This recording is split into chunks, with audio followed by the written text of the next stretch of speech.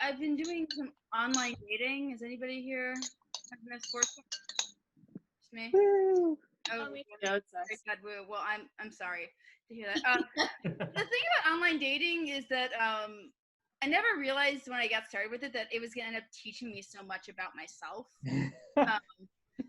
Like things I've learned about myself is like I'm kind of cagey towards men. Like guys can ask you like perfectly normal things on apps, and I just spin it out of control immediately. Like, they ask me like, it'll be like, how was your day? And all I hear is, yo, I'm about to do the bare minimum to talk to you, girl.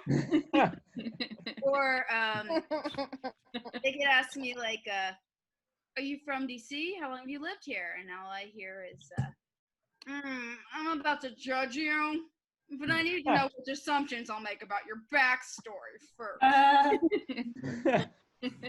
Or even something as simple as like, the guy says like, oh, you have a nice smile. Like I immediately hear him say, hey, baby, you should smile more.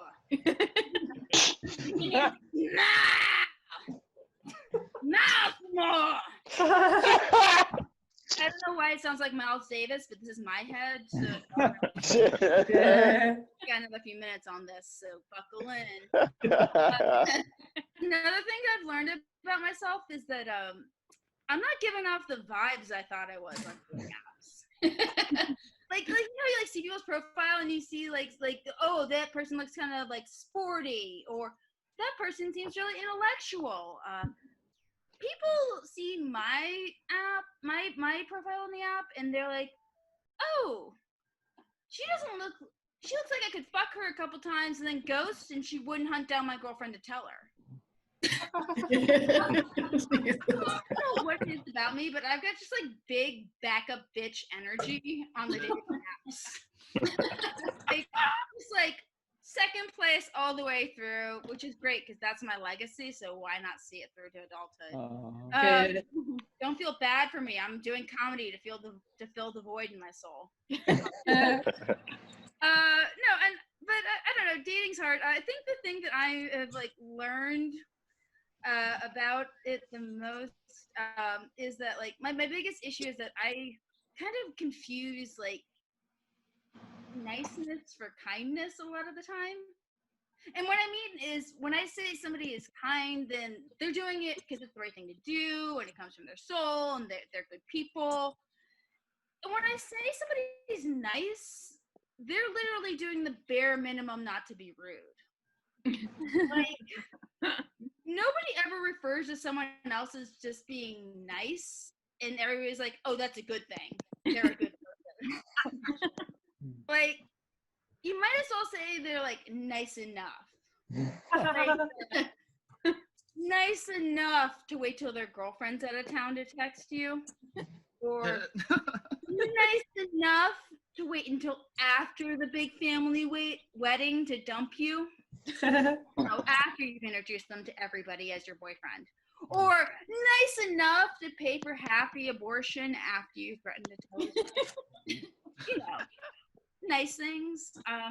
But I'll leave you with this. I think that's better than guys who do things that are weird and justify it as being nice. Like they're being nice because they walk you home, whether you know it or not.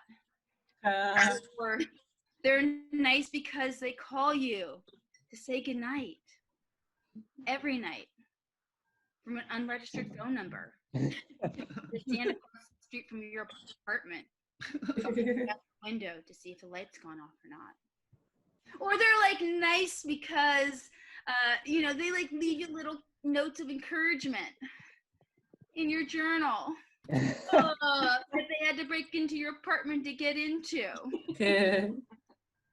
That your dog didn't stop them from doing because she's lazy. Just nice stuff. Anyway, I'll leave you with that. My name's M. Fiske. Good luck dating, everybody.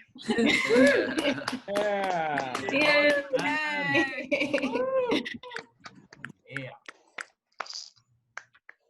Oh, man.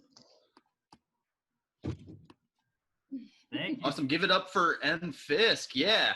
There she goes. Yeah, great job. Great start to the show. Hey, everyone. My name is Brad. I'm your co-host for this evening. We're looking at right now, we got 56 people watching right now, so that is incredible. We're going to have a good time tonight. I'm going to keep this show moving, bringing up your next act. Let's make some noise. Let's have a good time. Give it up for Iulia Gheorghiu. Yeah. Hi, God. Thank you, Brad. That was a wonderful pronunciation of my name. Did I actually get it again? Yeah, you did. You fucking got it. My name's Iulia Gheorghiu, and if you've ever tried to pronounce my name or had to write it down, get yourself a drink right now. On me virtually. That's all I can afford. But yeah, I'm not from this country. I'm from Romania. And controversial opinion, I love it here. I know. I've worked really hard to get into the US. I'm a citizen. I like it here. I love this country. And I get it. These few years, it's more cunt than tree. But we'll see where we're on deforestation by the end of COVID. I could not be myself if I wasn't growing up and coming of age in America. I mean, in middle school, guys, I wore a lot of fake mustaches just to class. Because I thought, here's a good story. You know what will make it better? A fake mustache. Comedy. Gold. And yeah, you could not do that in Romania. Not because I'm a woman or anything, just because you can't safely put any adhesives that they make in that country on your face. It'll burn you. I'm thankful. Consumer protections. I love this country. Yeah, thank you to all the friends giggling in the background, all the new people I haven't met yet, and thank you to my roommates for tuning in. Guys, they are turning down Mortal Kombat for this. We just got an Xbox in your house for pandemic. This is huge. They're amazing. They're not here. This is my room. This is a space only for me, for my art supplies, and just like sex toys, but that's not what this is. This is just a rolling thing for paint. I mean, if I put this in my butt, I won't feel anything. But I am single, in isolation, etc. I'm very encouraged to hear M's success stories and Seth's success stories, or more, not so much success stories as just any stories. The fact that there are stories that I feel like being single right now, I usually am very happy being a single person, just being myself, but now I kind of have regressed a bit to maybe middle school Iulia. Middle school Iulia, who, by the way, had received a fortune cookie predicting she will engage in a new love affair and very carefully tucked it away in every pocket she ever wore for maybe 6 years, just till it came true. But it's just weird now. I'm just walking around, and I was talking about this with some of my roommates, like, it's really easy to fall in love with strangers now. What a thoughtful way that person adjusted their mask in. That's a risk. Great. And I honestly don't even know. I mean, at this point, I'm just walking around, crossing a street as soon as someone comes near me, but think, oh, what I would do to have mouth stuff with that person. Good old-fashioned mouth base. Like, I don't know. In middle school, that was pretty much what I was going for. That was what I knew of the sex. Yeah, I have a couple of shames from quarantine. One is I I have roommates who have really wonderfully curly hair and can just make like little unicorns, like just sticks out like a horn. And I have limp hair that is known to get Professor Snape-ish. But I found out if I don't wash it for like a week, I too can have a unicorn. So, Girl. I'm learning. Other points of shame. Well, I spent $20 on a phone app game. Yeah. Yeah. But before you judge me, I needed every gem, energy point, and gold coin to defeat the next level of Harry Potter Hogwarts mystery. So I'm gonna get to the bottom of what's in those cursed vaults and maybe have some virtual mouth base. I don't know. You can date the computer people. Yeah. I guess none of that though is as shameful as I've been Netflixing so much. I've started writing fan fiction about the shows I Netflix binge. So, yeah, if you're into New Girl and you like just the Nick Miller action, but you don't like what you've seen out there, and trust me, you won't like it. Yeah, hit me up. I'll send you a link. We all gotta grow somehow. Thank you guys for having me, and enjoy the rest of the show. Yeah.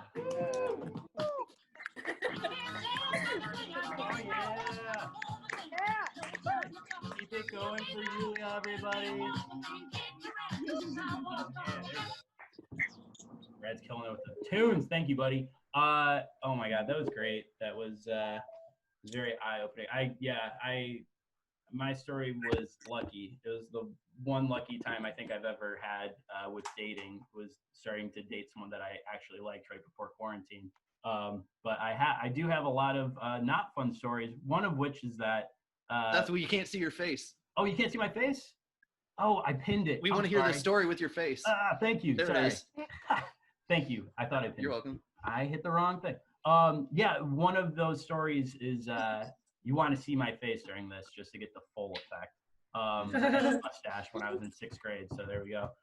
When I was in 6th grade, I had my first girlfriend, and she broke up with me because she heard a rumor that I was only dating her for head, and I didn't know what head meant, so I figured it was kissing, and I was like, I mean, that is the next step.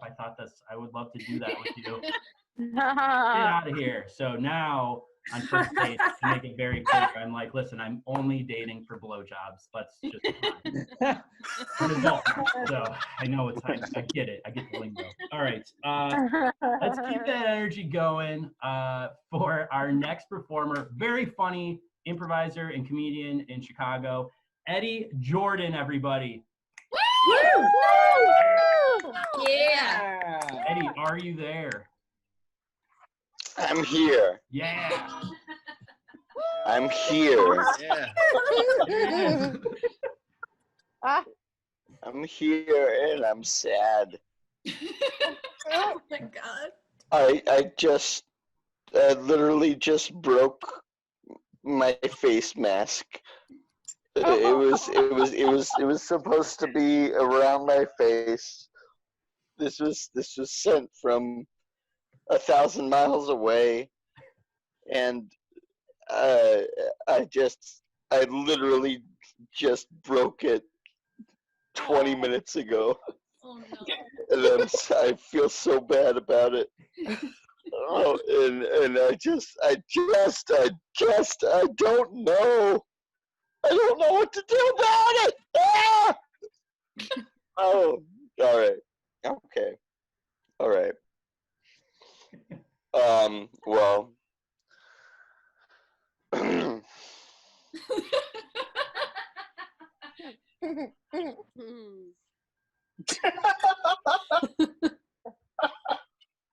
Howdy, neighbor. How you doing? It's so nice to have you in the neighborhood. I'm so happy to have you here. I wrote this.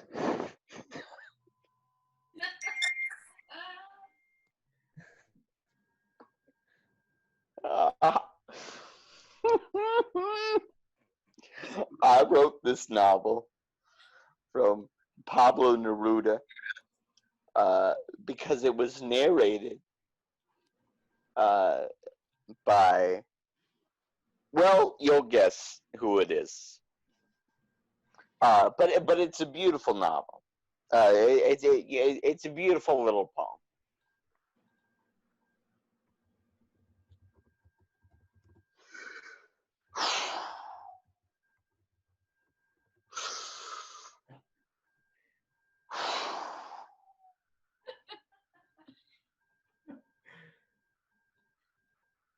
Nuestras vidas son los ríos que van a dar en la mar.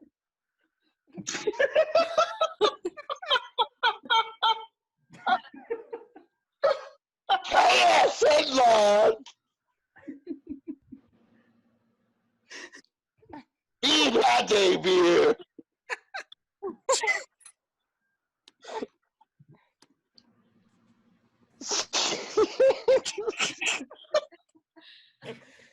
All right.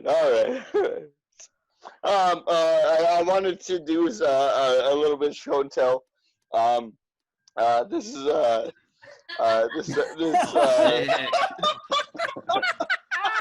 copy of this is a copy of if I can get the it's an overdue copy of Godfather Part 2 from Godfather for Blockbuster.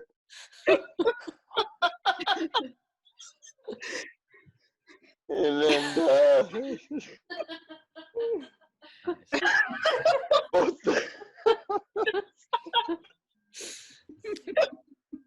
so I don't know what you guys have been doing to keep yourself quarantined, but that's definitely been a bit like a big thing for me.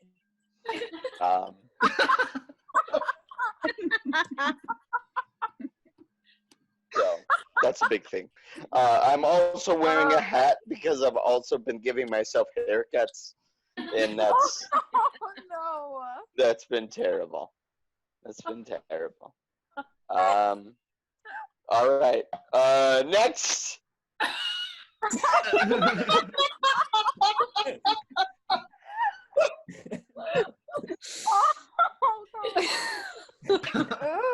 Are you signing off? Is that your set? Yeah. Oh God, yeah. Give it up for Eddy, everybody. Yeah. Thank you. Oh yeah. Yes. Thank you. Yeah. Oh God, yeah. My God, that's been me and 2 minutes beyond. Nice. Well, all right. Give it up for Eddy, everybody. Beautiful. Yeah, coming through with those digital video discs on loan. Well, I think there's still like one Blockbuster I think that's still open somewhere, and I guess they've been thriving through these Corona times just because of the camp value of the whole thing. I think it's wonderful. Yeah. I used to live by this video store a couple years ago, and then they closed, and I thought it was because business was bad, but it was really a front for a drug ring. So, which makes sense. That's just a real fact. But all right. Okay. Our next comic coming to the screen. We're very excited to have her. Make some noise, everybody, for Joanna Clark. Yeah. Joey. Should I go now? That's figuring it out. There you are. Yeah, nice. What's up, Joanna? Go get him. Hi. Joe. Can you hear me? Yes. Yes. So, this is my first time doing stand-up. Nice. And thank you. I was really nervous about doing it like this for the first time. Because when you've been wanting to try something for a long time and then you just like put so much pressure on yourself to make the first time perfect. That's how I felt about doing stand-up for the first time. But then I reminded myself that the first time I had sex, I got a condom stuck inside me for 8 hours. And I was fine. So I can stand up after, or if I can have sex after that, I can do stand up after this. I've been single for 6 years. I really enjoy it, and I mean, no offense to any of the dudes on this call, I just really enjoy my own company, and I fucking hate shaving my pubes. A couple months ago, I got curious and I wanted to see what was out there. So I started dating, and it went well, and then I got stood up, and it sucks getting stood up, not to minimize anyone else's trauma, but I think that there's a big difference between getting stood up on the first date and getting stood up on the second date. On the first date, you can be like, okay, maybe he's scared. Maybe he's just not over his ex.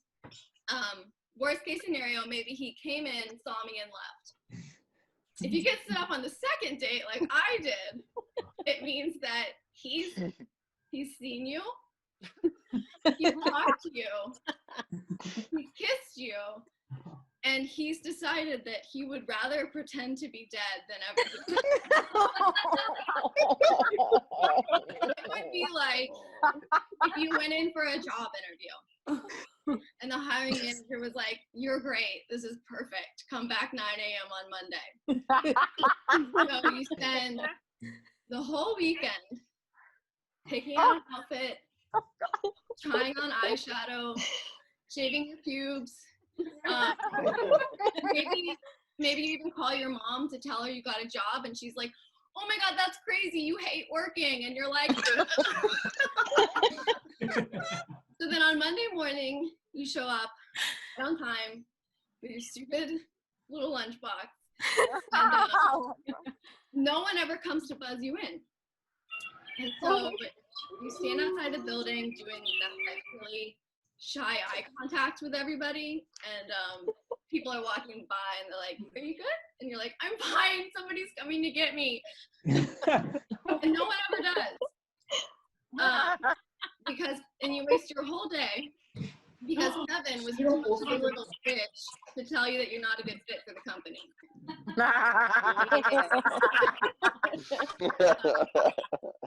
And other things I've been thinking about this quarantine, I'm too insecure to masturbate to celebrities. It's not that I don't believe in myself, I just can't fantasize about something that feels unrealistic or unattainable. So maybe it's like a logistical issue more than a quantity issue. But I had a really hard time getting into that Lifetime movie, The Spirit of Christmas, because I could not get past the fact that we were supposed to root for a relationship between a modern businesswoman and an old-timey car ghost. First of all, this dude is like 1890, so he's definitely sexist. Second, and I had the same issue with Twilight. Like, okay, we're supposed to believe that this hot-ass, immortal dude who's just been, like, slinging his monster dick around for he's like an okay brunette, and he's like, "I'm done, this is the one." I can't buy it. So maybe I am a little insecure, I don't know. But it makes sense. So the other day, we set up this whole sexual fantasy about Tormund from Game of Thrones. No. And and it was like working really well, but then I was like, wait, Tormund's like 1,000,000 feet tall. He's a decorated war hero. He basically saved the world. And I'm probably just this like scared, sad little weasel who only survived the battle by hiding under piles of dead bodies. So there's no way it could work. And then, so in the end, I convinced myself that I have to lower my standards. And so I end up just getting off to the angry villagers who wrote pictures on her walk of shame.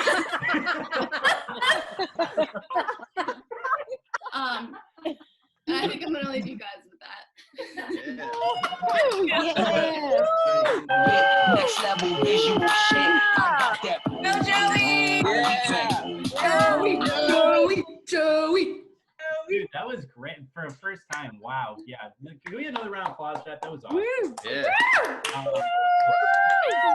so pleased that people are still being like adventurous and trying this out for the first time. Like, that's been something that Schtick, like, that's what we started really doing this for, was to give people that opportunity. So the fact that people are still being kick-ass and brave with it is awesome. I'm only gonna plug this like once or twice. I plugged it like the whole last show, and it was overkill. But we, if you guys want to, this is a free show. Thank you guys so much for everybody tuning in too, by the way. This is a free show that we're just putting on, just to have fun with it, keep the spirits up. We have a PayPal account called schtickcomedy@gmail.com. If you want to submit any donation at all, what we do is we take that money and half goes towards, originally half was supposed to go to Shuba's and half was supposed to go to the Airedale, who host us month to month when everything isn't crazy, just to keep them afloat. Shuba's is doing actually really well, staying afloat great. So they actually asked us to take that money and donate it to the COVID relief fund. So each month, it's been really cool. We've been able to donate to the Airedale in DC, and then half of that to the COVID relief fund. Last month, we got up to like $300, which was ridiculous. Thank you so much for anyone who has donated in the past. If you want to donate at any point during the show, kind of like treat it like if you're going to have a beer at one of our shows, we would appreciate that. That would be awesome. We're just putting good vibes out there for people that are struggling during this time, and for the people that help us out normally. So, all right, we're going to keep the show rolling. I'll post that that Schtick Gmail thing for PayPal in the comments too if you need more info with that. But for now, let's get the energy up and give it up for another DC comedy hero of mine, Alan Prunier, everyone.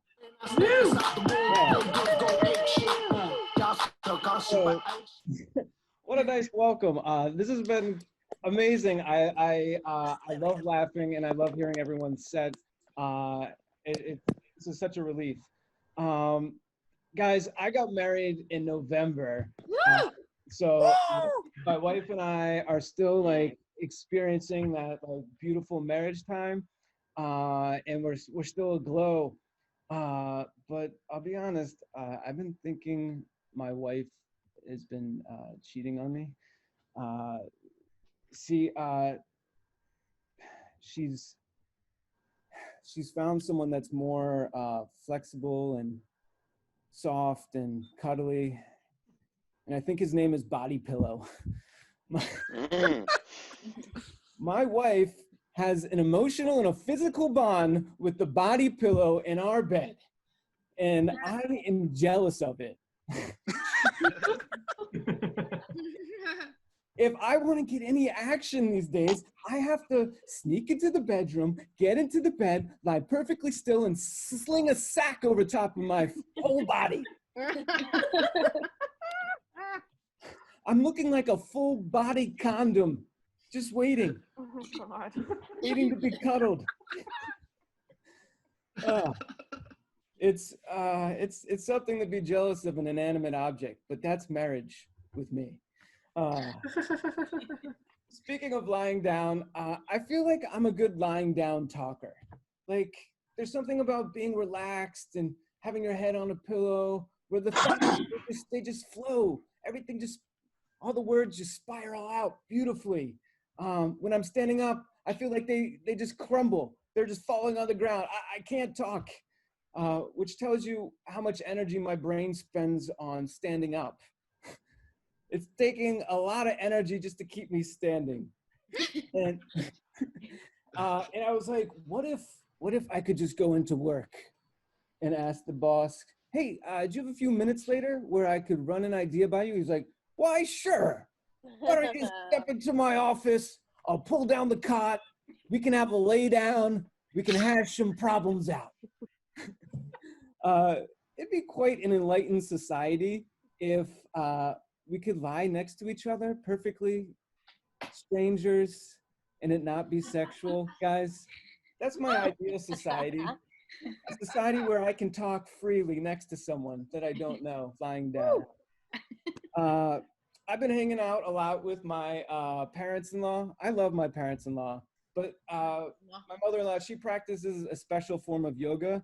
It's called sore joint knee problem yoga. I don't know if you've ever seen this before, but when she's like getting out of a chair, it's like, yeah. All right, I'm up. I'm like, how did you do that? She's like, well, for years I studied under guru hip replacement.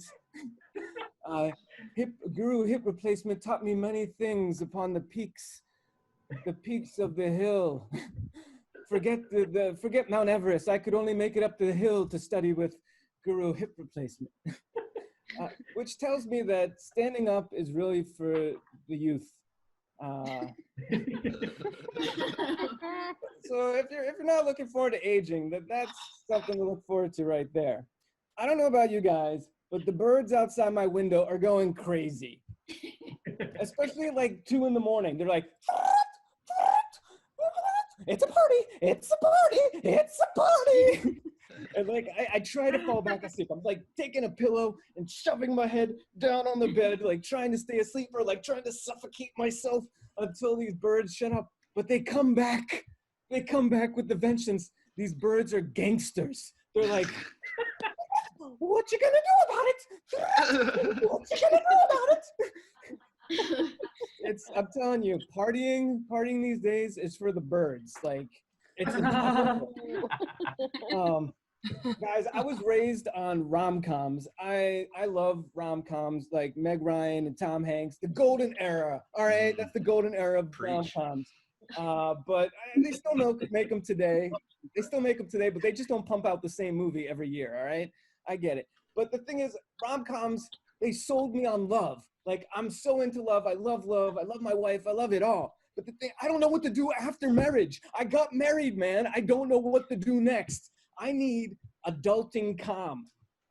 I need adulting calm movies to tell me like how to have a joint bank account, how to find a job that's satisfying for the rest of your life, how to settle and save for retirement. Like, if the studios are gonna brainwash me, they need to go all the way, all right? I'm counting on all of us to fund these studios to create these schema for me to live my life by, all right?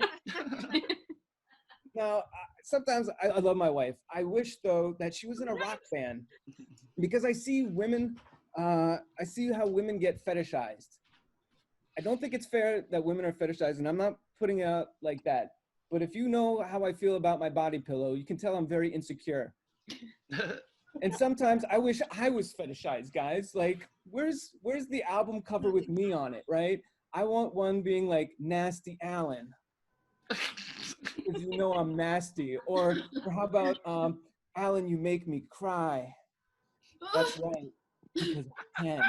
Or how about like Thirst Trap Alan. I see you looking. Guys, my brain has been going in all sorts of directions lately. I've been wondering, like, what do joints sound like? What do marijuana joints sound like? And I'm like, okay, we all know we get it. We know what a liberal joint sounds like, right? Oh man, take another toke, all right? Take a toke on this bad. Oh yeah, take another one, all right? But what my friends do conservative joints sound like? Are they like, like before you take a toke, I'm gonna need to see a doctor's prescription in a serious case of glaucoma? Or are they like, or maybe they're like, oh God, where is it? They're like, oh, for you to smoke this, have you considered all over-the-counter alternatives? Maybe melatonin would be for you. But that's just where my brain is. It's been lovely. Thank you guys for allowing me to be here. I love Schtick. I love everyone here. Thank you. Yeah, give it up for Alan, everybody.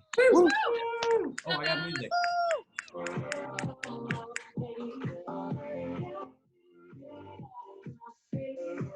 yeah. Give it up for Nasty Allen. Yeah, I like that. Yeah.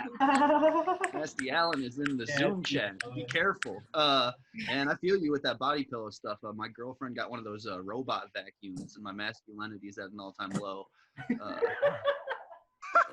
So many more applicable skills than I have. Dang. All right, we're gonna get this. We're gonna get to getting our next comic coming to the Zoom chat, coming to your screen. Make some noise for Katie Ozog. Woo! Yeah. Oh. Hey, I'm looking for you. Hold on. Oh, there I'm you here. Find me. I'm a ghost. I'm so pale. are. I'm translucent. Hi, everybody. So I used to live in DC. Now I live in New York City, but right this second, I'm living in the suburbs of Chicago because I came home to my family's homestead for a wedding in early March, and the wedding was canceled, and I thought it wasn't a great time to go back to New York City in early March. So I'm here. I'm paying the rent of a studio apartment in New York City to live in my childhood bedroom. So it's just so far. I mean, I'm very thankful to be here. I feel grateful to have a place to rest my head. It's just really difficult to be here because I'm reminded constantly of my former career, my modeling career. It's hard for me to talk about it a little bit. It's a very toxic industry, and I was only in it for a little bit when I was in high school, and I've asked my mom to take the photos down, and she doesn't respect my boundaries, and so I just I'm constantly waking up to photos like this, of American Girl Doll magazine. It was a very special American Girl, and that was me, and that I was a very special American Girl in the year 2004, and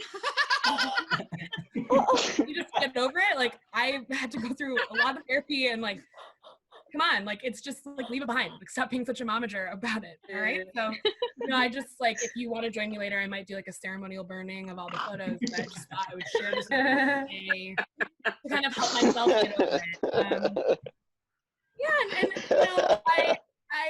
I was only in New York City for a year before I came to my new home of this bedroom. I'm actually in the childhood bedroom right now.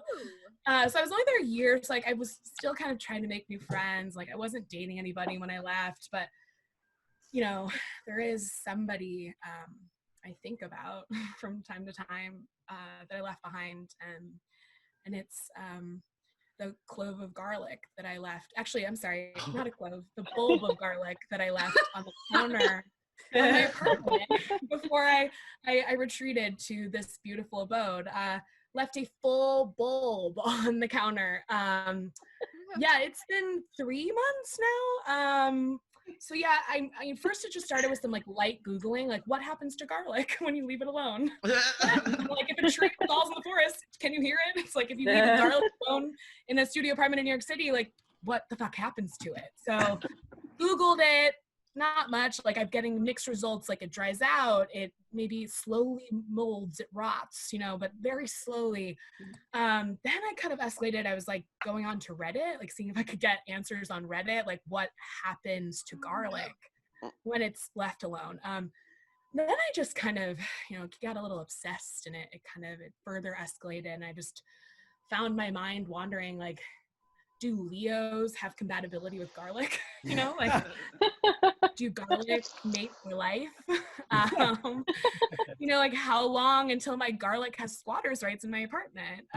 Just a lot to think about. Like, garlics are kind of like houseplants, so I'm not talking to it right now. So am I raising a fucking serial killer in my apartment? Like, when I get back, is it just gonna like slit my throat the minute I walk in the door? I'm concerned. I'm concerned, but I also, honestly, I miss it. I just miss it, and I just hope it's okay. And I think about it, and I'm wondering what it's doing right now.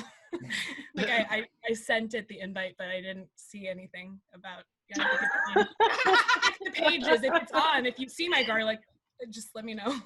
But like, guys, shit's getting weird at this point. Like, it was fun, and first it was kind of fun to be in quarantine, and now I found that like the pleasantries are kind of just getting discarded on Zoom, for instance, and we're just like getting right to the jugular on Zoom calls. And I was on a call recently with a man in Toronto, business call. So trying to have this business meeting. And I see behind, like, no one's even doing the introduction of kids or dogs anymore. So it's just like, you see what you get.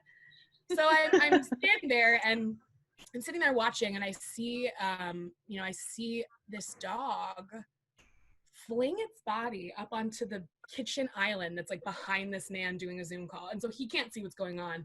Pretty sure it ate a slab of raw bacon. And I didn't say anything because I'm not a fucking narc.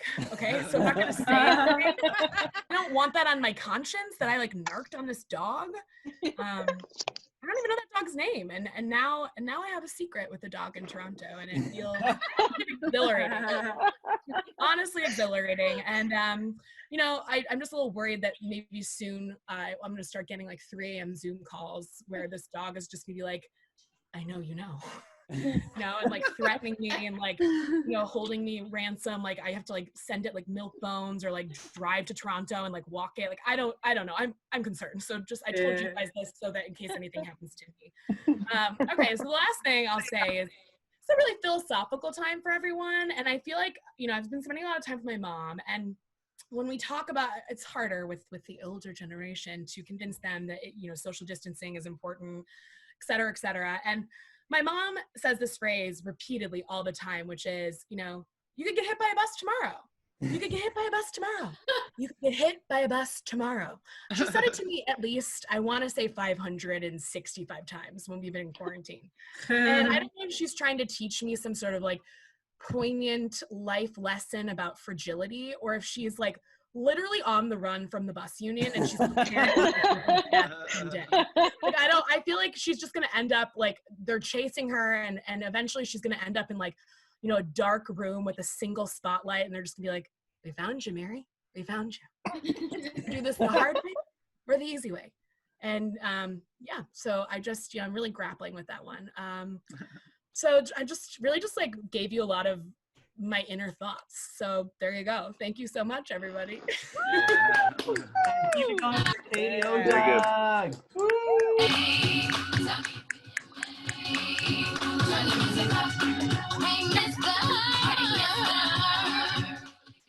Oh yeah, it's a good track.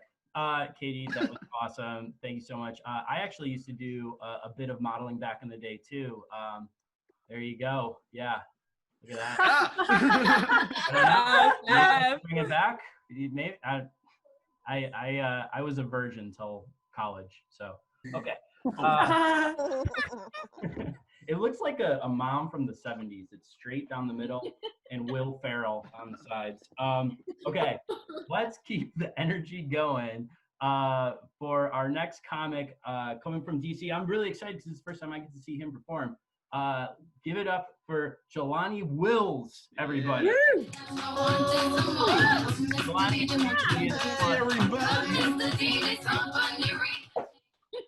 we got walk-up music. We don't have that at the regular Stick shows. This is impressive, y'all.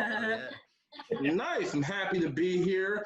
Thank y'all for putting on this show. I want to start out by asking, is there any Joe Biden fans here tonight? Anybody? No. His election's up tomorrow? No, there are no black people here. Okay. So I guess y'all aren't black either. Now, we've seen a lot of funny comics tonight, guys. I haven't seen this many dysfunctional whites since I watched Tiger King. You guys keeping up with the current events? People keeping up with current events? Anybody? The scientists are close to making a breakthrough in the race to discover a vaccine. That's one race Kenya won't win. Speaking of Kenya, Trump recently said Obamagate is the biggest scandal in this government's history. And I was like, that's not fair. The black ones are always bigger. Haven't made this many white people uncomfortable since Instant Messenger.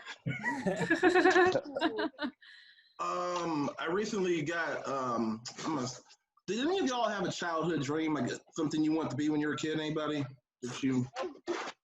When I was a kid, I wanted to be Darth Vader, and I think I came pretty close. I work for an evil empire now. I work at Walmart. Don't laugh, I'm essential. It's great. Stormtroopers still get better health insurance. No? Okay. I got my set list here, so I'm trying to incorporate some tools, guys. So stay safe. If I can remember my jokes. Jokes are right here. I'm ready. Back to crowd work.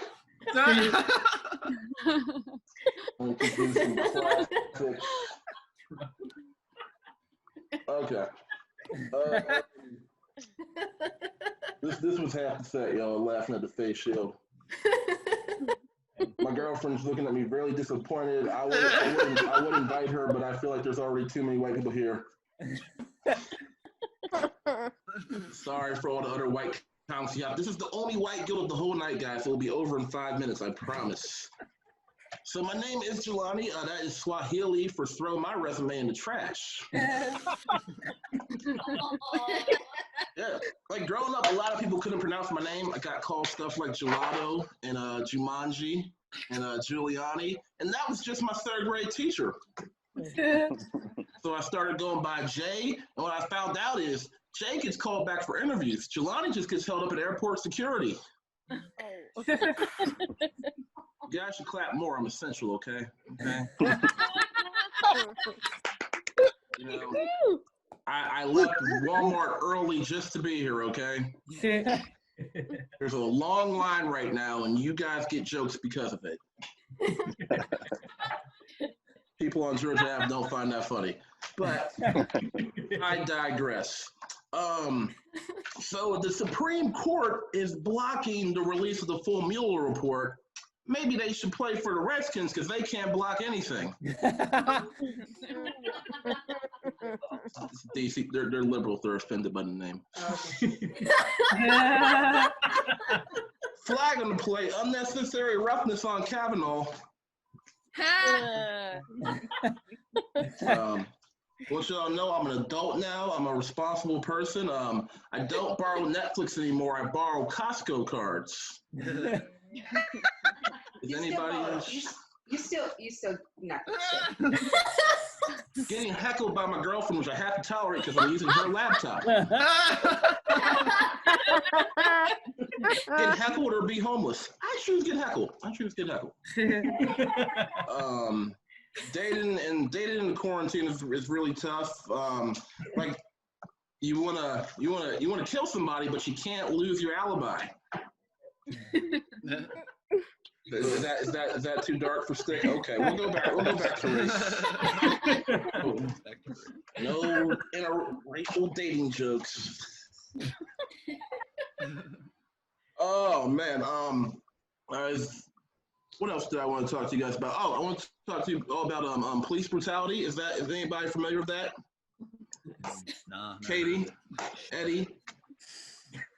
No, nobody. All right. Well, I'm not either. I grew up in the suburbs. It's a really nice neighborhood. It's called Bethesda. Has anybody ever been there? Woo! Bethesda. Oh yeah. Okay. I was looking at Eddie. I was like, this is like a poor white show. Like a Manassas audience.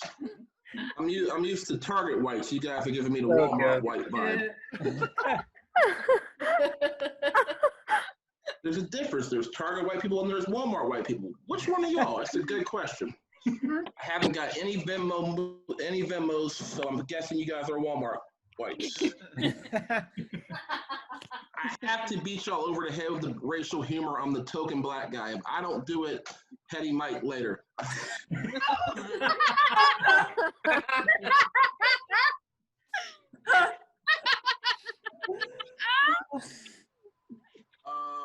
Is anybody here smoking weed during the quarantine? Anybody a weed smoker? Yes, sir. Yes. Okay. Took a screenshot of that, sir. Trump's America. We don't smoke weed here. I like smoking weed, guys. But you gotta be careful because sometimes it makes people uncomfortable, right? Like I was in my house, I was getting ready to smoke weed, and my friend Bob was there, and he's like, "Hey, man, do you know what that stuff will do to you?" And I was like, "Make you eat Doritos?" So we started to smoke weed. He's like, hey, man, can you not do it in front of me? It makes me uncomfortable. And I was like, well, you're being a little bitch. But then I told him, I was like, man, you're being a hypocrite because he did drugs in front of me earlier. Yeah, he shot up in front of me. Yeah, he called it insulin, but it made me very uncomfortable. That was a diabetic joke. I should have made a celiac joke. That would have been more relatable.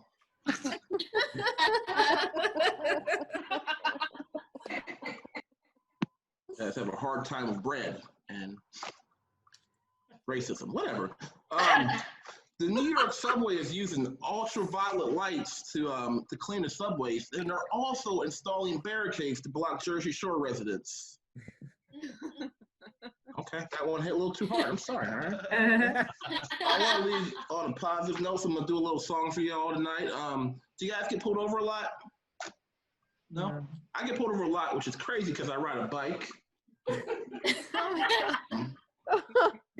So I started singing these poppy songs to make the police officer more comfortable. Y'all want to hear one of them? Yeah. Yes. It involves clapping, so try your best, whites. Today is gonna be the day that I don't get shot by you. By now I should have realized all life matter isn't true. I don't believe anyone fears you like I do about now. And all the chokeholds you'll apply are binding. Oh my God. And all life matter is really poor timing.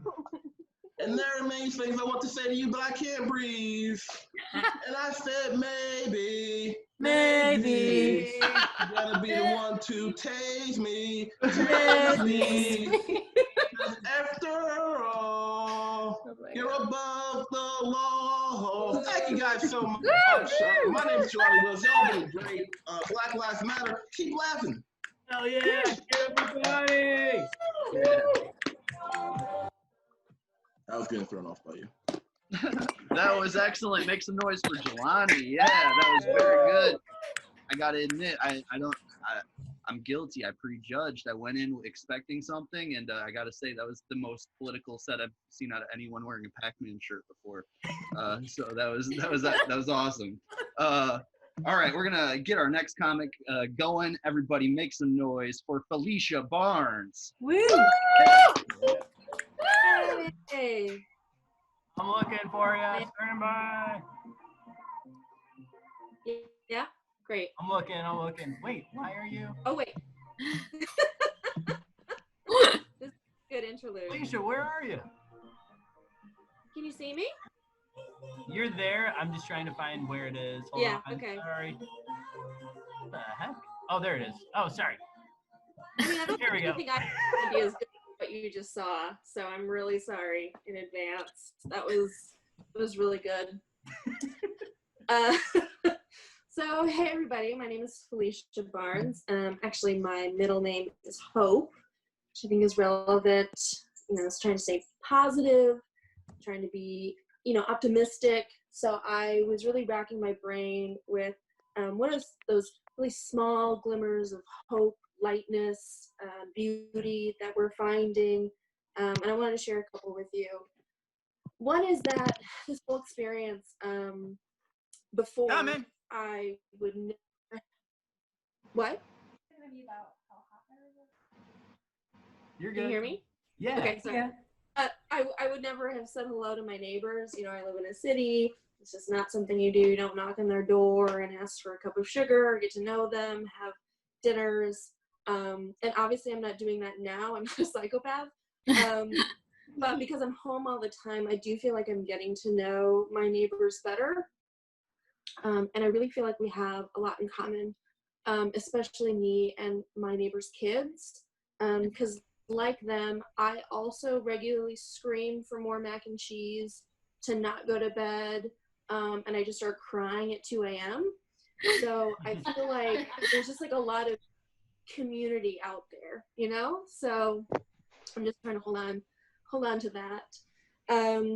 I also, we've all seen the memes about the earth is healing, and some of them aren't true, but I think we can all hear the birds. Like Alan was pointing out, they're just so loud. And it's got me thinking, like how much of what nature gives us have we erroneously replaced with technology, right? I think you know where I'm going. The Calm app, right? Now that those birds are so loud, I don't need that white noise anymore. And you guys, I think I might break up with Tamara Levitt. I mean, I know, a white lady saying she might drop the Calm app. Crazy. But I feel like maybe that's an expense I don't need anymore, you know? I also feel like there's more sense of community in a lot of ways. You know, I think we all sometimes think that we're alone. It's just us, you know, we're weird. But now I feel like we're all on the same wavelength, you know? Before, I thought I was unusual, but now everybody isn't visiting their parents, is holed up and, you know, spiraling out of control, and obsessed with their exes. So, like, I'm not weird anymore, you know? Like, I'm so normal, and it's just like, God, you know, I wish we could have realized this before. Like, I wish it didn't take this for us to connect like this. But I really feel joined, which is great. Speaking of, you know, new things for quarantine, like all of you have been trying crafts. I was a little over adventurous. I got big cat paint by number. I haven't started it. I wanted to do a scrapbook of my family, me and my cat. Haven't started it. Wanted to train my cat to go out on the patio. She's not having it. But there's one thing I've been doing that I think is pretty successful. I think you can tell my hair is pretty long. I've been growing it out. And I think it's almost at land mermaid length. I know you think you know what mermaid length is, right? It's like anytime your hair is on your areola, right? So it doesn't have to cover the nipple, but like the general area. That's not what I mean though. Land mermaid length is whatever length it takes to lure in and doom men to a premature death. I think I'm pretty close. Like, if anyone on this Zoom hears a siren call, like, just text me. Like, I'll know it's working. So, thank you.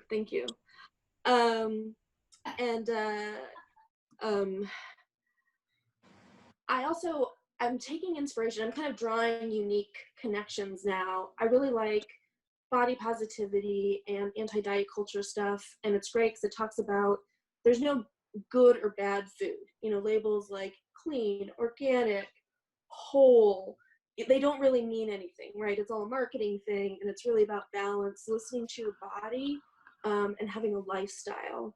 So I had this epiphany. I can't believe I didn't think about it before. That should apply to dicks, right? Like, it's all about, there's no good or bad dick inherently, right? It's all about context. It's about lifestyle. It's about the variety, right? And like, what does clean mean? Like, what is a clean dick, right? You know, what's a whole dick, right? And let's just not even play that game. Let's just think about how it makes our body feel, and whether it makes us feel stronger and braver. So that's the journey. If you'd like to join me, I'd love to have you. Time. We're going for Felicia Barnes, everybody. Yeah. Y'all on sight of somebody like that and try to put on makeup in the mirror and crash into a ditch. Just playing. Oh man, that's a great song. Good call, Brad. Thank you. So good to see you again, Felicia. Your hair looks fantastic. It's looking good. Mermaid-esque all the way. Listen to the call, Seth. I'm already being put in. My God, it's working all right. That's awesome. Yeah, thank you for, I just checked the PayPal. Thank you for everybody who's donated already. If anybody would like to make another donation during the show, it's not required. You can just throw it out there. It's just good vibes towards Chicago, people that are laid off right now. as well as, the Airedale, who hosts us month to month. We're trying to keep them alive so then we can have more shows there in the future, which would be really rad. So if you want to donate, it's schtickcomedy@gmail.com. Just do it through PayPal, and I'll post it in the chat again if you forget. We appreciate anything. You don't have to donate anything, but it is cool if you want to spread the wealth a little bit. And you can almost treat it like if you were going up to the bar, you're like, oh, what do you have? A special on PBRs, $2? I'll buy a PBR. Or you're stuck with your buddy who's always going to do a shot of whiskey. And you're like, fuck. I guess we're doing shots of whiskey tonight. You treat it like that. Or you're with someone who wants lemon drops. I don't know why you're with someone who wants lemon drops, but here you are. This is the path you've chosen. Treat it like that. Anyway, everybody's been so great tonight, and we've got even more hysterical people coming. So thanks for sticking around with us. I'm going to shut up and pass it off to another DC hysterical comic, Hedi Sandberg, everybody. Give it up. Yeah. I'm just going to wait till I'm in the spotlight. There I am. Ew, hi. I'm also going to put myself on gallery view because I hate seeing my big fucking face. It's so weird. I never see myself when I actually do stand up. Why do I want to see it now? That's crazy. Guys, hi. I'm so happy to be here. Guys, fun thing happened to me. I got a cat about 3 weeks ago. Woo! Yeah, he is so wonderful. I'm obsessed with him. His name is Morpheus Eagle. And I chose Morpheus because I've always had an affinity for like powerful bald men who offered me colored pills. Yeah, this is the cat. And then Eagle because he came with that name, and I was like, all right, you can have some of your old identity, but like not too much of it, you know, like a good balance we need in this house. Guys, I'll say this: being a new mom, because I am, I get it. Okay, I get the stress of being a new mom. I get the worrying, okay? And if you're like, wow, Hedi, what an extremely ignorant and controversial statement. You're a bad feminist, okay? We're supposed to support each other. Real reason I wanted a cat, though, I think it's like the same reason, honestly, any woman like has or wants a baby. I, too, wanted more Instagram likes. Yeah, thank you. Follow me at @THeHe_Hedi. I just posted a super sweet picture of us today. He's so cute. Yeah, and if you're like, no, Hedi, I just want unconditional love. Liar. I don't believe you, okay? I'll say this as a mommy. I do feel like a failure already. Like, I have been trying to get him to breastfeed this whole time, and he's just not latching on. Like, what? I was under the impression this was the most natural, most beautiful thing in the whole world, and it's just not working for us. So I'm going to need a lactation consultant or something. If you know, but go and put in the chat right there. I also feel kind of shitty about myself, too. Because it's like so embarrassing. I don't know who his real father is. Like, so awkward when he gets older. I'm just not going to teach him English, actually. Just avoid that. I decided I'm going to be a cool mom. Yeah, I'll be the coolest fucking mom. Instead of like leaving water dishes out for him, I've been leaving vodka soda dishes out for him. You're gonna drink. I want you to drink in the house where it's safe with me, you know? I don't really smoke weed either, but I have been. I'm smoking catnip with Morpheus Eagle. I want us to bond, you know? And let me tell you guys, that shit is amazing. I can't stop rubbing my face all over the floor in every corner I see. I'm like, so yeah, I have a subscription out at Petco. If you need some stuff, let me know. Go there with you. I did put everyone on gallery. Did you guys like panic buy anything when this started? You can like nod or something. Any? Iulia, fuck yeah. Okay. I didn't do that.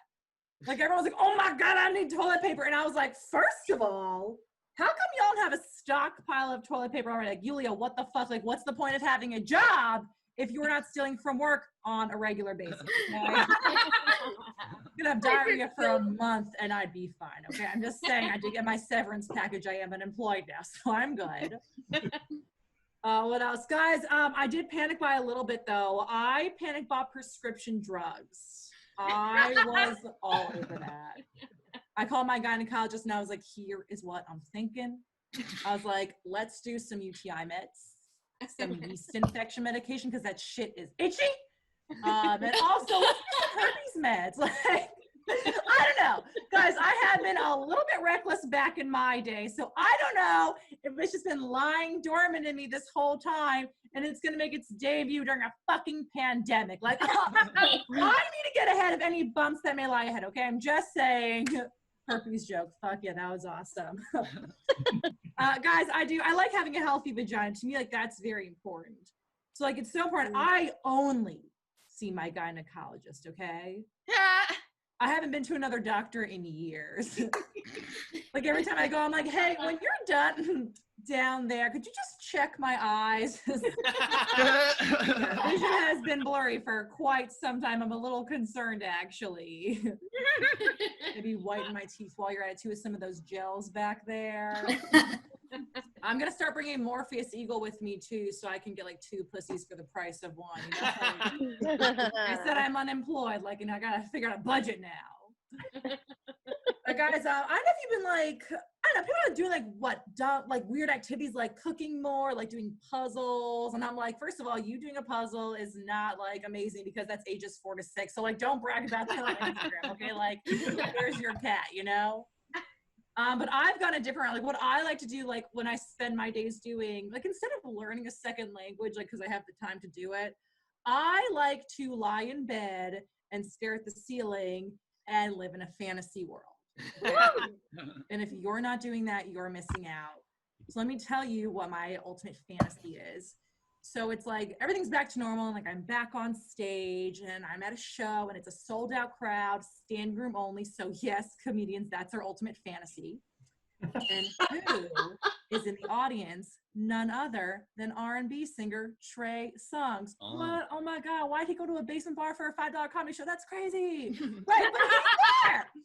So anyways, if you guys don't know, Trey Songz is so sexy, and he sings about having a lot of sex because he's so sexy, he's rich, so like he can do anything. And he spells songs Songz, which is incorrect. So during my set, I'm like, I'm gonna roast this guy. Yeah. So I was like, hey, Mr. Songz, you're so stupid, you can't even spell your own last name. And that's how you roast someone, yes. And he was like, oh my God, that was amazing. So after my set, he comes up to me, obviously, and he's like, hey, I just want you to know that you are so funny and different, and as much as I want to make you come again and again and again and again, like I'm very capable, like I imply in every single one of my songs, I just respect you and your craft and your obvious work ethic way too much to only give you one night of intense pleasure. Also, you're very pretty. So, guys, I don't know why in my own fantasy, Trey Songz and I do not have sex, and instead he ends up respecting me. But that's my contribution to feminism during this time. So you're welcome, little girls everywhere. Tell your future daughters I got their back. So my name's Hedi. Thank you so much, Seth and Christian.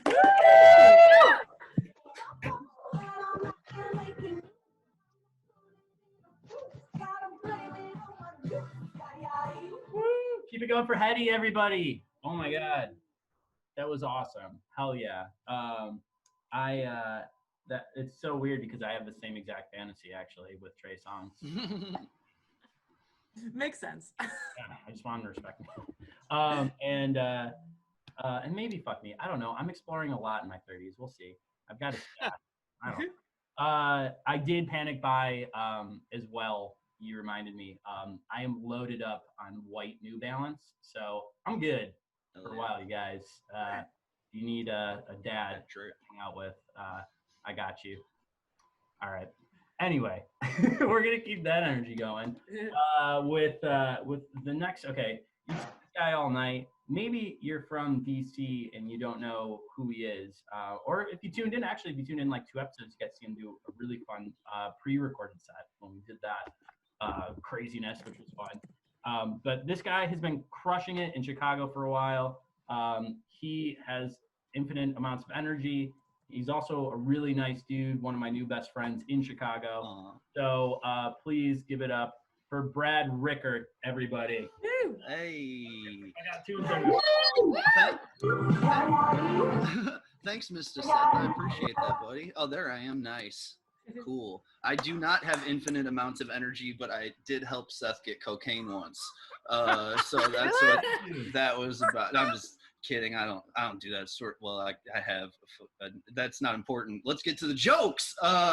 Good to see y'all. I mean, this is great because honestly, like, I like to do comedy. I like to hang out at comedy shows. I like to hang out with friends. And these last couple months have not been easy. And you know, our industry has changed for the time being, at least. It might be changed, you know, for a while.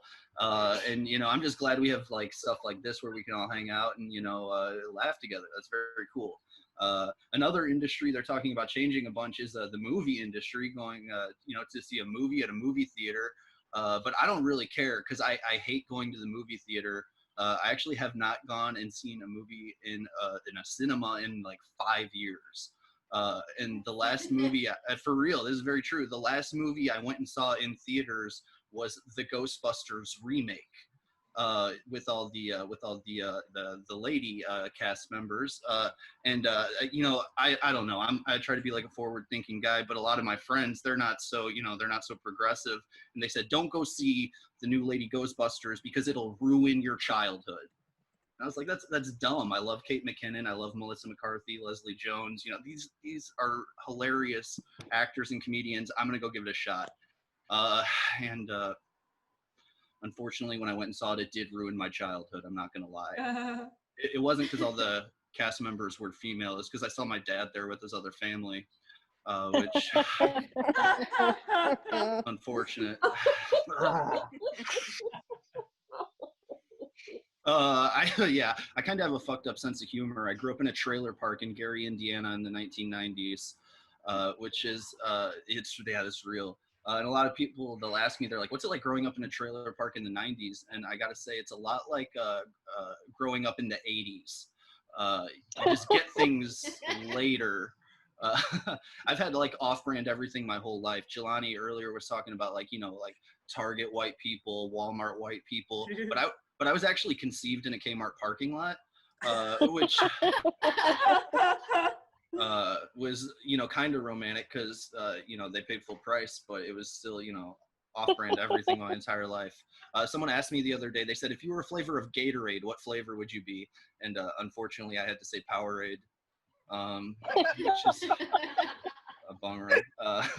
Let's see. Yeah, white trash. I'm reformed white trash. Let's see. I was breastfed RC Cola until I was 6. Which is kind of why I got this fucked up grill situation. But I'm kind of looking forward to Masked Society because I think I can, you know, cover up this grill and I'll up my way to the middle class really quick. Let's see. Yeah, I think I've actually gotten rid of a lot of my white trash ways, as I say that in a Lil Wayne shirt. But there is like one white trash thing that I really love and hang on to this day, and that's scratch off lottery tickets. I love scratch off lottery tickets because you're like buying yourself like, you know, 2 minutes of hope. And you know, it's not a bad, you know, it's not a bad deal, honestly, for a couple bucks. But I remember I have this ex-girlfriend, and she absolutely hated that I would buy these scratch offs. We'd be at the grocery store. I'd spend, you know, like $3-4 on it. And she just like, her mood would completely change. It was like one of her biggest pet peeves about me. And so I asked her, I said, why do you care so much? It's not a big deal. It's not like I'm actually spending a lot of money doing this. And this is kind of deep, but like she told me that she hated when I did that because it reminded her of her father, who was actually a gambling addict. And he would do the same thing when she was growing up. And I was like, wow, that's kind of crazy. But you know, I tried to like, you know, chill on it a little bit. You know, it was one of her major pet peeves, but I had pet peeves about her too. And I guess that's why it didn't work out. One of my major pet peeves about her was that she was addicted to heroin. That's real. That's what you call a comedy girl. But she had heroin money, which is cool because, like I said, lower class my whole life. So, got my way to that upper middle class. That was pretty sick. And, I think I've always dated up. I've been a career dater upper. And the reason for that, I think I finally put my finger on it, is because I'm like edgy and non-successful enough to like piss off these girls' dads, but also boring and white enough to remind them of their dad. So I'm like right in the middle of that Venn diagram, which is great because you get the best of both worlds. I have a girlfriend now. We've been dating and living together for a few years, and it's been great because she's a nurse, and dating a nurse is like fucking incredible. They're so like caring and compassionate, know how to treat my concussions. It's all pretty much positive. But there is one negative to dating a nurse, and that's every day when she comes home from work. I know that on average, just average, she's seen 3 dicks bigger than mine that day. Oh. I mean, well, it's 2.7, but we round up. And I'm not gonna lie, it's really tough on my ego. I think the worst part is she's a pediatric nurse. I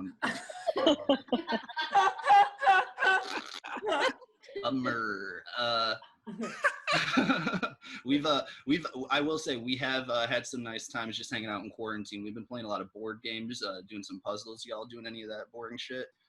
Oh yeah. No. A little bit. No. I respect that. We did something real fun. We had a date night the other day, and we played a game of romantic Scrabble. And it was nice because it was like I wanted to start off like strong, you know what I mean? So I like looked at my little tiles in front of me, and I could not believe it.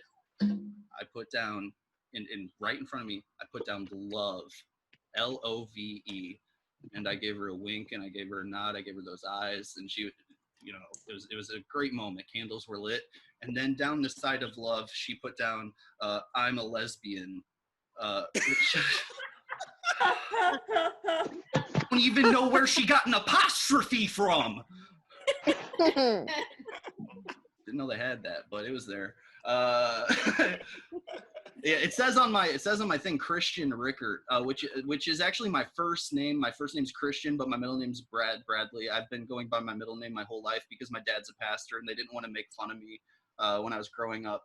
And having a dad as a pastor is kind of weird. We've been like bonding a lot lately over like the quarantine. We'll be like, oh yeah, you know what I miss, and we'll say it at the same time, and then we'll go 1, 2, 3, and it'll be making up bullshit and talking into a microphone and telling it to people, because that's what we have in common.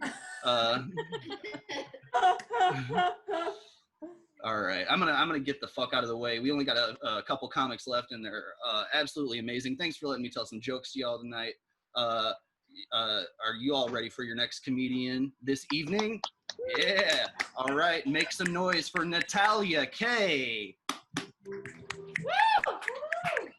Stand by. I'm looking. Stand by. I'll just dance for you. Can you find me? Look at me roll those shoulders. That's nice. Hey! Oh my god, this is so I fucking hate this speaker view nonsense. Like, why is this the default? This is the worst. It's like just looking at a mirror in yourself, and like you can't say Bloody Mary 3 times. You're looking at yourself. It bothers me. But speaking of like weird shit, and is anyone else like having weird dreams lately? Yeah. Like really like I didn't used to dream very often, like in the before times, but like now I do, because even my like subconscious is super bored. Like, so I started dreaming, and like dreams are fine, but they're like their dreams are okay, like, but nightmares are even worse, not just because you get scared, but because like you leave like unfulfilled at the end, kind of like a David Lynch movie, or like like you never see the ending. Like, do I survive the fall? Does my Grubhub arrive? Like, does this CVS receipt ever end? No. Sorry, I'm like, I will continue saying CVS jokes for the rest of my life. I hate those receipts so much. But I had this like really weird dream the other night where, are you fucking kidding me, Pierogi? You had one job. like has one job, and that was to hold on to her ball for 5 minutes. That was her one job. So I had this dream, and I was like talking to Jesus, and I asked Jesus a question. I was like, "Hey Jesus, can you walk my dog?" And he was like, "No," which is like I asked Jesus Christ, Jesus fucking Christ, to walk my dog, and he said no, like a biblical mean girl. Like it wasn't like a nice no, my child. It was a no. And like what kind of Messiah raises the dead but won't walk my dog? Like I don't get it. I'm just like, the fuck is this? Is this like karma for like choosing my mom's Jewish side and getting bat mitzvah last year? Like, is this what I get? Like, fine. Like, I'm fucking pissed. Like, Jesus will walk my dog. Like, I can get people to deliver food to me like out of the kindness of their hearts, but the Messiah won't walk my dog. Man, I was hearing someone else talk about on the earlier today about like their parents aren't taking this like super seriously, and like my mom's not either.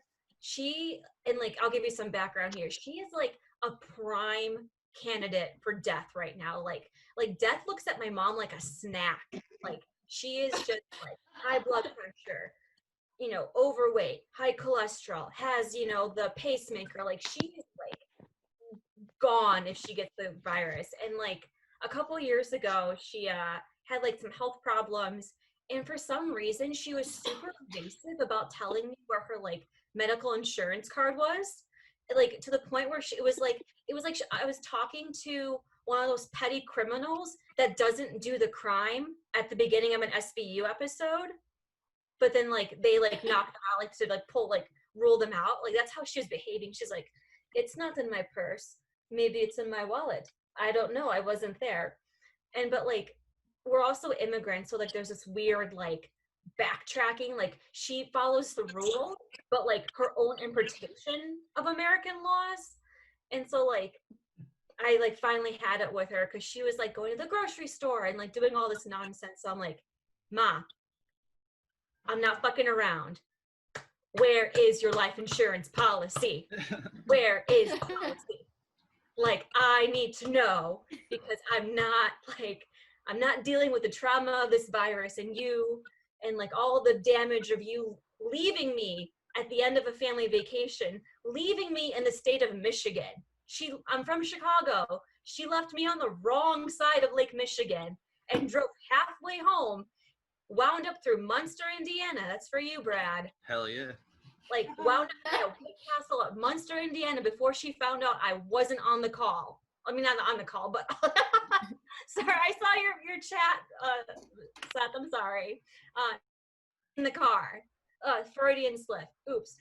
So I'm like, fuck it, I'm getting my money's worth out of this woman. Like I am owed something for being left in Michigan. And so like I call her up and I'm like, Mom, give me the life insurance policy. She's like, okay, I tell you, you need to call Carl. I'm like, who the fuck is Carl? I've never met a Carl. She's like, he's my, guy. And I'm like, what? He's a guy. And she's like, he knows where the key is to my safe box. That's the life insurance policy. And I'm just like, why don't you just give me the key? I don't know where key is. Carl knows where key is. And I'm like, where the fuck is Carl? She's like, I don't know. You have to call him from my address book. So I have to go fucking deal with Carl upon my mom's demise. And that's my time. Thank you so much. Yeah. Going for Natalia, everybody. Oh my God, Carl. All right, let me call something. Oh, I switch over. Oh yeah. All right. That's crazy. Wow. Carl just makes me think of workaholics, and that guy should not be in charge of work. That's nuts. Wow. Fun fact, I think Natalia, you've been on my show like 3 or 4 times, or maybe even more. I think I was on the first ever Schtick show in DC. Yes. Yeah. It was the first time I'd ever done stand-up. And then I've done it twice more now. This is my third time, I think. Yeah. Oh yeah. Awesome. Well, thank you for coming back again. It's so great. Thanks for having me. Let me try some stuff out, you guys. Yeah, totally. My mom and fucking Carl, who's a real person. Oh, weird. All right, cool, dudes. All right, we're at the penultimate of is that the right use of words? I don't know. It sounds like it. We're at our final performer of the night. I'm really excited. Thank you guys so much for sticking around. Again, actually, I did want to give I wrote this down. I want to give a quick shout out to everybody who did donate. That's so cool. Thank you so much. I'm always astounded every week. Right now, we're at like $150 that you guys donated. I'm always like blown away because there's like literally maybe like 30. I mean, we'll have like 50 at the beginning, but by the end, maybe about 30 people in here. And it's really cool. That's so awesome. That's good vibes. Thank you guys so much. If you want to donate, still you can. You can treat it like somebody is pissing you off, so you buy them a secret shot of Malort just to fuck with them. That's a Chicago thing. All right, yeah. Yeah, it's a gross liquor out here that people really like. I'm warming up to it. But you sneak it in, you say you bought them a shot of Jameson, and actually it's Malort, and you're like, fuck. Anyway, treat it like that. But thank you guys so much. Thank you for the support. A lot of really nice messages, too, on the PayPal thing. People just saying that they love the show and that it was just a great time. So let's do another round of applause for everybody who's performed tonight so far. I don't know why I wrote this down, but I just wrote that I made me think of something. I think when Brad was talking, maybe. But have you guys ever seen the movie 101 Dalmatians? Ever? Yeah. Okay, cool. Oh, it's so long. I have not seen it. I haven't seen it in a really long time. Okay. And now that I'm working from home, I realize that my job allows me to work from home. So I think like maybe I could probably have a dog at some point. I mean, I might even been inspired by the last act because of Pierogi was there. But like, I really want a dog. I've been hanging with dogs here and there for the past couple of years, and I just really want one. And I realized that I think if I could choose to be any Disney character, it would be Roger from 101 Dalmatians, because that guy gets 15 dogs right off the bat. I thought he got 101, which is also a wet dream of mine. But 15 dogs right off the bat, and then the last one, you're like, I don't know if he's gonna make it or not. And then I just sit there and smoke my pipe and like rub him, and then he comes back to life. I'm sorry, is that not the perfect life? I mean, I didn't see the rest of the movie. I only watched. I fell asleep after 5 minutes. But yeah, it sounds like a good time. Yeah, if you guys are interested in making that fantasy reality, and you got the Dalmatian hookup, let's get it, you guys. After quarantine, obviously. Okay. With that energy, let's bring out our last comic. I'm so excited to have her here because she was really my first introduction to comedy here in Chicago. Yeah, no big deal. But even before I was working at Shuba's, I used to go there and do the open mic, which will return at some point on Monday nights. It's so funny because I was going in there to do comedy, and then they were like, we want to hire you, but you have to do the door on Monday nights. But they're like, but we'll also let you go and do like 5 minutes at the end of the night, which if you've ever done an open mic, the prime time to do open last person of the night. You really find out if your material is good or not. But yeah, anyway, she's delightful. I'm so excited that she's on our show. Give it up for Clare Austen-Smith, everybody. Woo! Wow. Hi. Yeah. Okay. I have it on gallery view, so I don't know. Okay. I have to say, like, I wasn't going to talk. I had no plans to talk about Indiana, but I felt like it just came up so much. I grew up in Chicago, and every road trip I went on with my family, my mom would get lost in Munster. Like, we just knew it would happen. She'd have like 18 maps. She'd be like, I'm taking the right turn this time. And then as I grew up, I also do the same thing. And like the last time I drove through Indiana, I was like, oh, this is the way to Chicago. And then I was like, fuck, I have to drive through Munster again. Like, oh wait. And then I took another wrong turn. I went through Gary, which is like, you gotta love Gary. Michael Jackson's from there. Went to a gas station because I had to pee. And the guy was like, yeah, it's over there. And I turned the corner, and the door to the bathroom is a plywood board with holes where the hinges should be, and then like chaining it to the building. And I'm like, this is safe. I have my tetanus shot. Let's go, ladies. It was incredible. I love the Midwest, absolutely. So I'm living at home right now in the quarantine, and it's getting, like, I love my parents, but it's getting super boring. Like, it's getting so boring, I'm trying to walk in on them having sex. Like, Lucy, what are you guys doing? And they're like, I mean, it's fun to be, I guess, around. Like, I see my old neighbors, they get me confused with my mom. I see like their teens that I used to babysit, but our neighbors, I'm in my old childhood bedroom, and our neighbors across the street sent my mom this email that was kind of rude, because it was about me, and I was like, anyway, it was like kind of messed up. I just thought they were being really like shitty and uptight, so I'll just read it to you. Hi, Maggie. Please tell your daughter that when she changes clothes at night, we can see her whole ass and pussy through the window. It's sickening. My wife and son have been sick 3 times already, and normally they're very strong. Please tell her to put her whole ass and huge pussy away where it cannot hurt us anymore. We might be able to survive the coronavirus, but we won't be able to survive this if it keeps up. Thanks, Gary. Are you fucking kidding me? No mention about my perfect tits.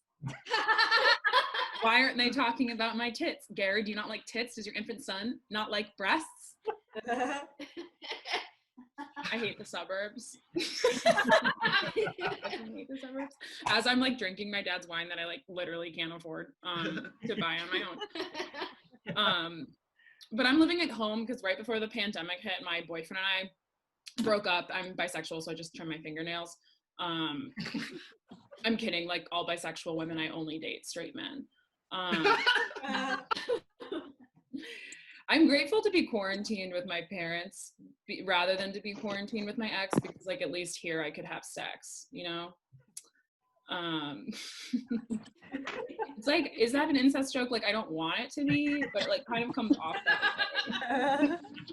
And so we broke up because he cheated on me, and it sucks to get cheated on, but it even like getting cheated on by someone who does not like the movie Shrek is insulting to my basic humanity. He didn't like Shrek. How? Yeah, I don't know. We watched it and he was like, this is a bad movie. And I was like, you're stupid. You're so stupid. I'm like, the thing about getting cheated on is like, I don't know what's, like, I can't pick what's better, to like look at the person who he cheated on me with and be like, wow, like, I get it. That girl rules. Or to be like, damn, like, what the fuck were you doing?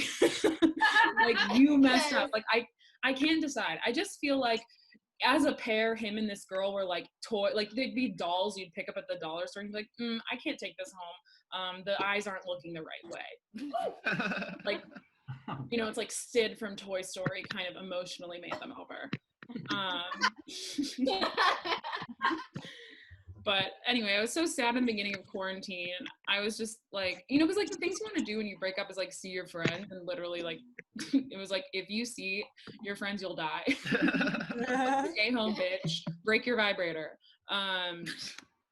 So I was like, okay, what can I do right now? This is in February. I was like, look, either I can apply to Love is Blind, or I can reread all 22 of Brian Jacques Redwall series and just hope I'm healed by the end of that, you know?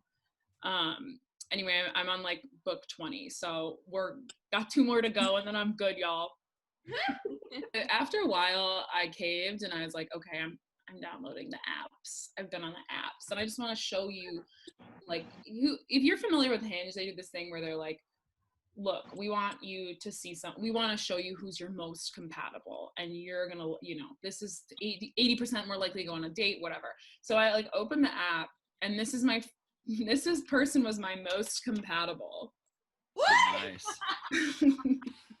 I was like, sick. He's gonna use 2 knives to cut me up. Just one. Like, and he has my fucking haircut, but with no bangs. So I messed up. I'm pissed about that. But it did make me realize that, like, because of the coronavirus, like we don't have sports, and without sports, so many men have lost their personality. It's absolutely so sad to see. And one of the other like first people I saw on Tinder, I was like, okay, I'm bored with Hinge. Like they're like video games to me. Hinge is like my Halo, and Tinder is my Red Dead Redemption 2. It's like voyeuristic. Okay, cool. Everyone here is like, we hate gamer girls. Messed up. And the first person I saw on Tinder was like a 45-year-old improviser listing his age as 32. And I was like, Jesus Christ. Sweetie, we can see the crow's feet, okay? You can't yes and your way out of this, my guy. Like, you are sickening. And then 80% of white men on there are obsessed with like the idea of their founders. Like everyone's like, my name's Trevor, I live in Rutherford North, and I'm a founder. It's like, of what, bitch? Did you find your trust fund, honey? Because that's my guess. Is this funny anymore? I don't know. I don't know if it's funny, but it kind of, you know, if Trent doesn't show mommy what he finds, he's getting in trouble. Something other that I feel like I'm learning, I never was like a sexter. Like, I don't know if you guys sext, but now it's the quarantine. Everyone's into sexting, and like my experience was limited. Like this guy I dated long distance in college, he tried to sext me at 2 p.m. on a Thursday. He just sent me a picture of his dick. I was like, I'm at work. Like, what am I supposed to do? This is 2 p.m. on a Thursday. Like, I'm looking at Microsoft Office Suite. I can't fucking help you right now. And the thing is that picture and the other dick pic I've been sent in my life before, they had this like really unfortunate thing in common. Kind of made me reflect on myself, is that both of them were flaccid. I was like, what am I, like, I can turn on National Geographic and look at a sad anteater any day of the week. Like, what is wrong with me that people think I want to fuck a hot Go-Gurt? Boiling hot, soft Go-Gurt. Oh my God. What vibe am I giving off? I need help. So after a little bit, I was like, okay, I'm just gonna sext. I'll sext, whatever. I'll be myself, but I'll sext. And this guy texted me, and he was like, okay, like, do you want to sext? And I was like, yeah, I'm fucking cool. I'm hot. I'm 29. I can do this. And he was like, okay, you start. And so I was like, all right. I touch your penis with my hand while we kiss. After a little bit, I let my hand go limp because my wrist is tired. I start worrying about carpal tunnel. I will not come. And he like wasn't into it. And I was like, all these guys who say they love literature really can't take a heavy dose of realism. You know what I mean? It's disgusting. All right, that's gonna be my set, y'all. Thank you so much.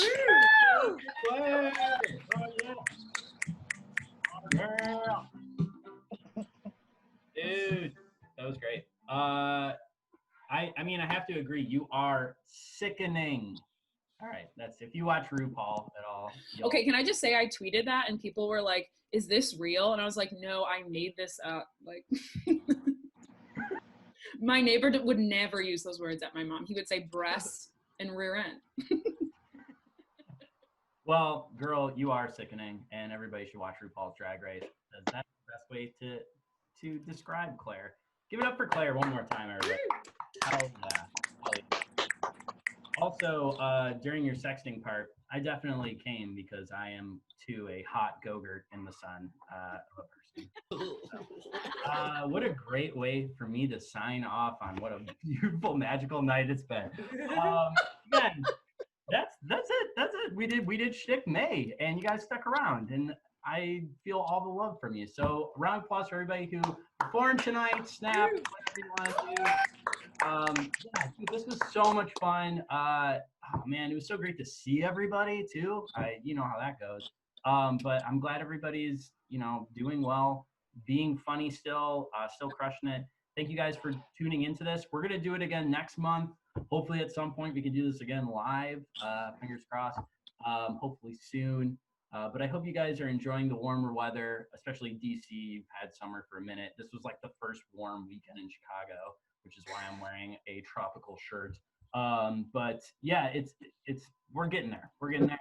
I appreciate all the support that you guys give for this show and for coming out to it and for these amazing comics. So have a great night. I'm gonna just play some more Talking Heads, and if you guys want to chat more and say what's up, you can. Otherwise, we'll catch you at the next one, guys. Thank you so much. Have a great night. Thank you so much.